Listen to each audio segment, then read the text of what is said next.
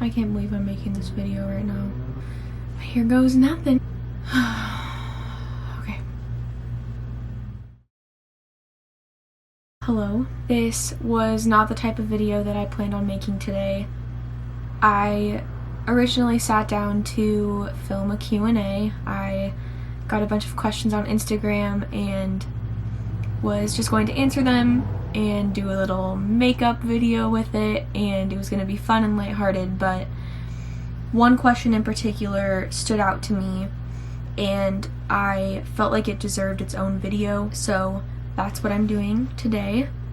I will still make the other video another time, but this question deserves some time. I hope this video reaches the people I am talking about. I am going to try to talk as calmly and collected as I possibly can, but this is something that I've suppressed for a really long time, so if I do get worked up, that is why. Just try to bear with me here. The question I received was from my friend Drew. I love you, Drew.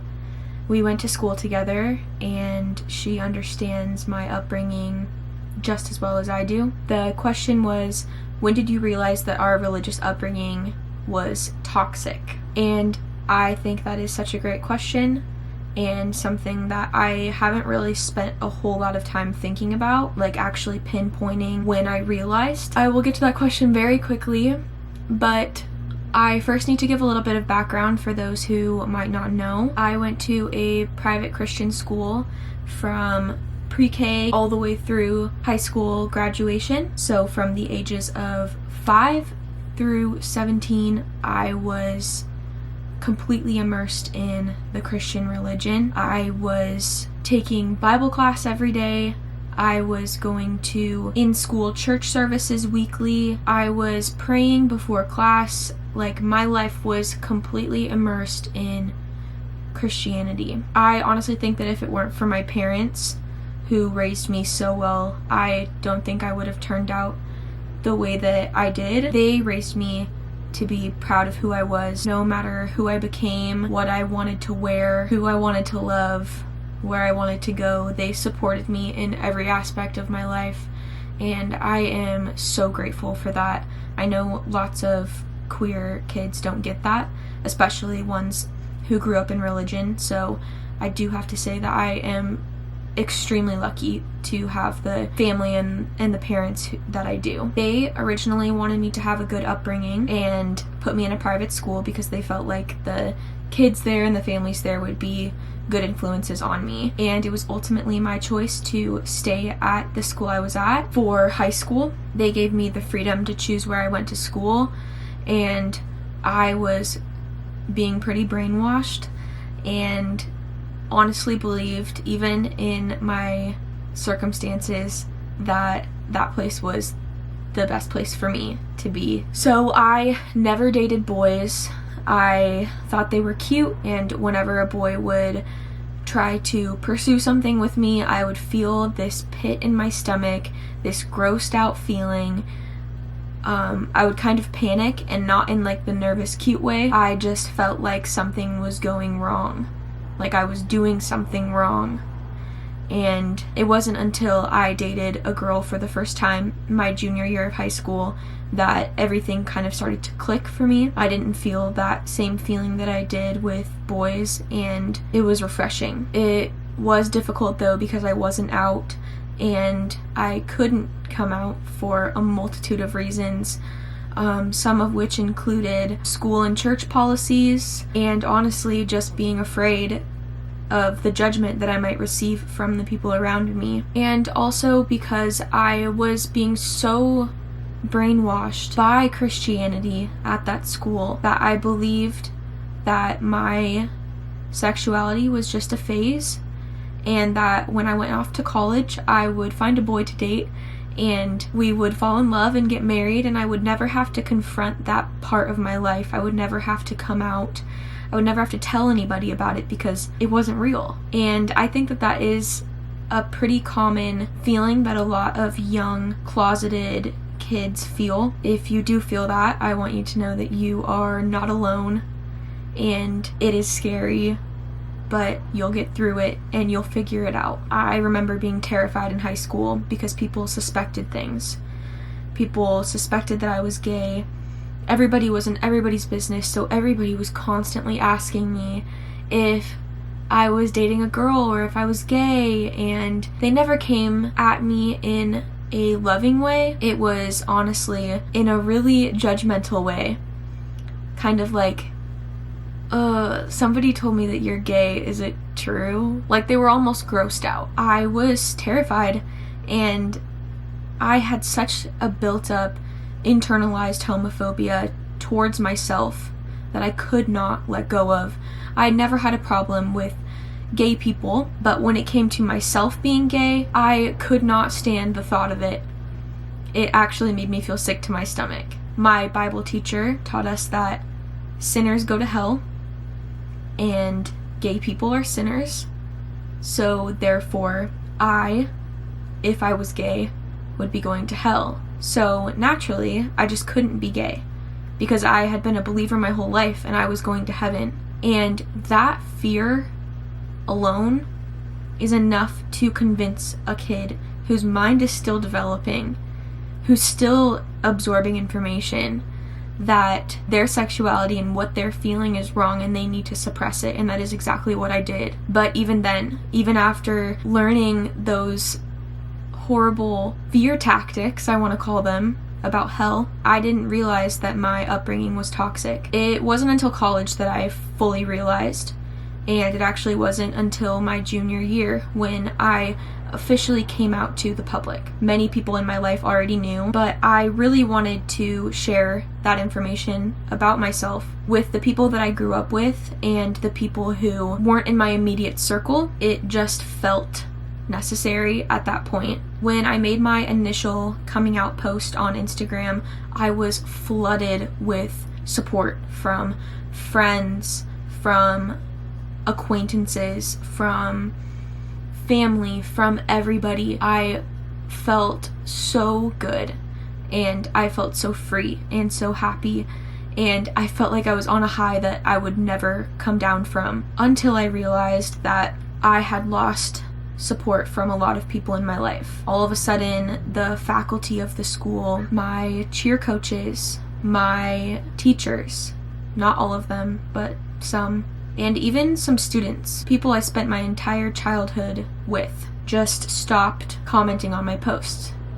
They stopped supporting me verbally. They stopped interacting with me on social media or in person. They essentially ignored me. They would turn their heads when they would see me in public. It was almost as if I didn't exist anymore in their worlds. And that was really hurtful because I noticed. And I hope that they know that I noticed.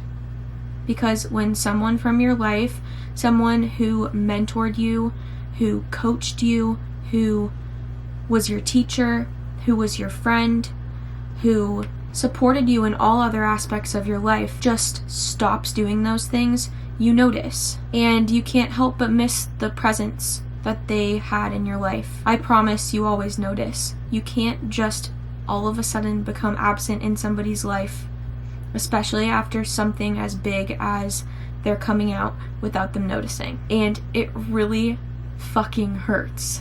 I felt so judged and so hated by the majority of people from that school. I didn't step foot on the campus for years and haven't made many appearances since I graduated, except for attending a couple of Christmas concerts that my little cousin was in. And even when I would go to those, my family would purposefully show up late so that we could enter through the side door, so we wouldn't have to be greeted by anyone. And we would sit in the back, and we would leave with our heads down and walk out the same side door because that's what we felt was safest for me at the time. And that sucks. The place that you grew up, the place that you called home, the place that you became who you are, suddenly feels like you aren't allowed to be there. Like you aren't allowed to be in the presence of the people who are there. Like you are going to tarnish the reputation of the people who are there. It's pretty crazy, actually. And every time I talk about it,